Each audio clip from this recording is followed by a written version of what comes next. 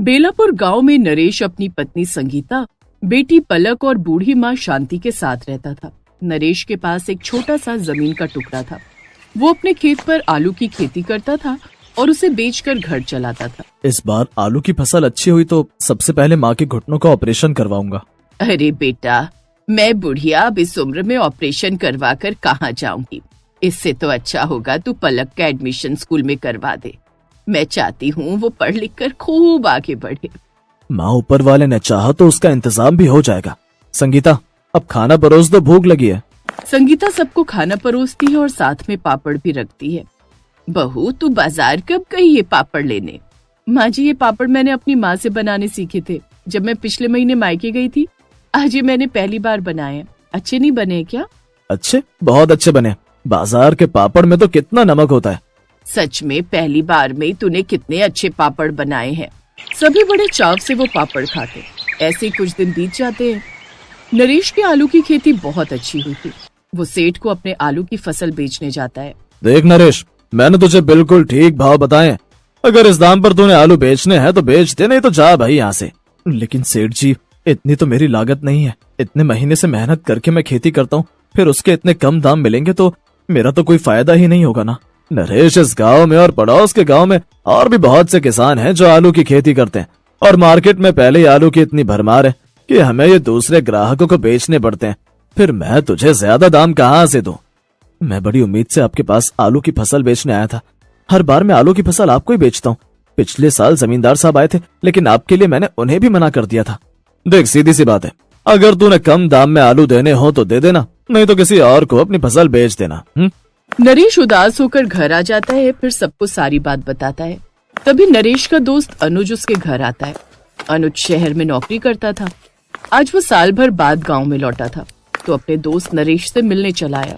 बड़े दिनों बाद लौटा है तू। शहर जाकर बड़ा व्यस्त हो गया तू काम में? हाँ अनुज भैया, इस साल तो आप राखी बंधवाने भी नहीं आए थे। क्या करूं भाभी, काम में इतना व्यस्त था कि समय ही नहीं मिला। अगली बार मैं रक्षाबंधन में जरूर आऊंगा, लेकिन अभी आप मुझे अपने हाथों की गर्मा गर्म चाय पिला दो। सच कहूं तो मैं वही पीने आया हूँ, इस नरेश से मिलने नहीं। जी अभी लाई। और हाँ, साथ में वो आलू के पापड़ भी सेक लेना जो तुमने बनाए थे। जी अच्छी बात है। इधर दोनों दोस्त आपस में बातें करने लग जाते हैं। बातें करते करते नरेश उसको सेठ के साथ हुई सारी बात बताता है। कुछ देर बाद संगीता चाय के साथ आलू के पापड़ भी लेकर आती है। वाह भाभी, बड़ी अच्छे पापड़ है। वैसे नरेश, तेरे घर पर इतना बढ़िया हुनर बैठा है और तू बाहर आलू के खरीदार ढूंढ रहा है। क्या मतलब ये कि भाभी कितने अच्छे आलू के पापड़ बनाती हैं। सेठ को आलू बेचने से अच्छा है कि इन आलू के पापड़ बनाकर तुम बेचो। सेठ जितने तुझे दाम नहीं देता ना, उससे कहीं ज्यादा तू पापड़ के काम से कमा लेगा। वाह, क्या कमाल का आइडिया दिया तूने यार। अच्छा, मैं चलता हूँ। बहुत बहुत शुक्रिया भाभी। कुछ देर बाद अनुज वहाँ से चला जाता है। अनुज भैया ने कह तो दिया कि आलू के पापड़ बनाकर बेचूं, लेकिन अगर उन्हें मेरे हाथ के आलू के पापड़ पसंद नहीं आए तो फिर क्या करेंगे? तुम घबराती क्यों? देखना, सबको तुम्हारे हाथ के पापड़ खूब पसंद आएंगे। अब तुम आलू के पापड़ बनाकर तैयार कर लेना, मैं उन्हें जाकर बेच कर आऊंगा। संगीता आलू के पापड़ बनाकर तैयार कर लेती है और नरेश उन्हें बेचने चला जाता है। आलू के पापड़, पापड़ ले लो, पापड़, आलू के पापड़। रुकना भैया, पापड़ तो मेरे बेटे को बड़े ही पसंद है और वो भी आलू के पापड़ होंगे तो वो तो खुशी हो जाएगा। लगता है नया नया व्यापार शुरू किया है पापड़ का। हाँ बहन जी, ये पापड़ मेरी पत्नी ने बनाए हैं। वो बड़े ही अच्छे पापड़ बनाती है और आपको उसके हाथ के पापड़ जरूर पसंद आएंगे। वैसे मेरे बेटे को किसी के हाथ के पापड़ इतनी जल्दी पसंद नहीं आते, लेकिन अगर ये मेरे बेटे को पसंद आ गए तो मैं और भी पापड़ लूंगी। वैसे कितने का एक पैकेट? सिर्फ 30 रुपए का एक। ठीक है, तो 2 पैकेट दे दो। अब उसके साथ साथ आस पड़ोस की और औरतें भी पापड़ खरीद लेती हैं। उस दिन उसकी ठीक ठाक कमाई हो जाती है और वो शाम को घर आता है। क्या हुआ जी, कुछ पापड़ बिके या नहीं? कुछ नहीं, बल्कि सारे पापड़ बिक गए। कल के लिए और ज्यादा पापड़ तैयार कर लेना। क्या सच में सारे पापड़ बिक गए? मुझे तो अपने हाथों पर यकीन ही नहीं हो रहा। वैसे आज मैंने कुछ आलू काट कर धूप में सुखा कर रख दिए। अच्छा किया।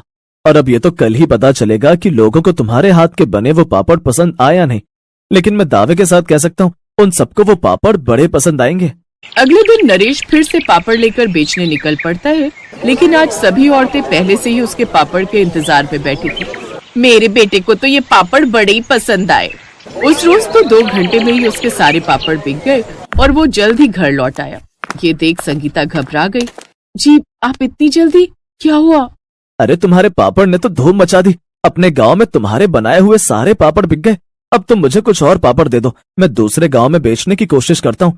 अगर वहां भी पापड़ बिक गए तो फिर तो अपना काम अच्छे से चल पड़ेगा।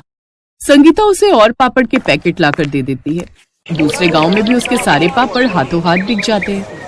इसी तरह संगीता पापड़ बनाकर उन्हें पैक करके तैयार रखती है और नरेश उन्हें गांव में बेच आता है। संगीता, तुम्हारे पापड़ लोगों को बहुत पसंद आ रहे हैं, तभी तो हाथों हाथ सभी पापड़ बिक जा रहे हैं। लेकिन अब से तुम मुझे और ज्यादा पापड़ बनाकर देना। आज भी मुझे 4-5 ग्राहकों को खाली हाथ भेजना पड़ा, अब से तुम और ज्यादा पापड़ बना लेना। अगले दिन वो और ज्यादा पापड़ लेकर चला जाता है। ढेर सारे पापड़ बनाने के बाद उन दोनों ने उन्हें आंगन में सूखने डाल दिया। बाहर मौसम खराब हुआ और तेज बारिश आ गई और सारे पापड़ भीग गए। शाम को नरेश घर आया तो संगीता ने उसे सारी बात बताई। कोई बात नहीं संगीता, अब बेमौसम बरसात हो गई तो उसमें तुम्हारी क्या गलती है। चलो कोई नहीं, अब कल मैं भी आराम करूंगा और परसों जब पापड़ सूख जाएंगे तब बेचने चला जाऊंगा। अब नरेश 2 दिन बाद पापड़ बेचने जाता है। मैं कब से तुम्हारा इंतजार कर रही थी भैया, आपके लिए खुशखबरी है। आपको पता है परसों मेरे पति के बॉस हमारे घर डिनर पर आए थे। मैंने 2-3 तरह के पकवान बनाए थे, लेकिन उनमें जो उनको सबसे ज्यादा पसंद आए वो आपकी पत्नी के हाथ के बने पापड़। उनका खुद का खाने पीने का बड़ा बिजनेस है। वो आपको बहुत बड़ा कॉन्ट्रैक्ट देना चाहते हैं और एडवांस के तौर पर उन्होंने आपको ये 50,000 रुपए भी दिए। ये सुनकर नरेश बड़ा खुश होता है। अब उनकी बहुत अच्छी कमाई होने लगी। कुछ समय बाद वो खुद का बड़ा घर ले लेते हैं जिसमें सुख सुविधा की हर चीज मौजूद थी। वो दोनों बहुत खुश हुए।